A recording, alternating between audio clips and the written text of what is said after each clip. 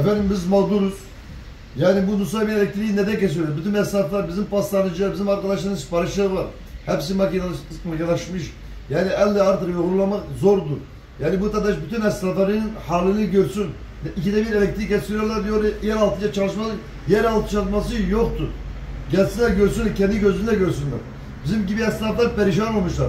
Kasabıdır, pastanesi, yoğurtçusu, sütçüsüdür. Bozulmuş. Olmuyor böyle kardeşim. Yani bir el atın. Yani böyle olmuyor. Yani gelin gözünle görün. Bizim yaptığımız görseydiniz diyecek ki bunlar haklıdırlar. Yani lütfen bu elektriği bırakın, yardımcı olun esnafa. Esnaf ölmüş ya.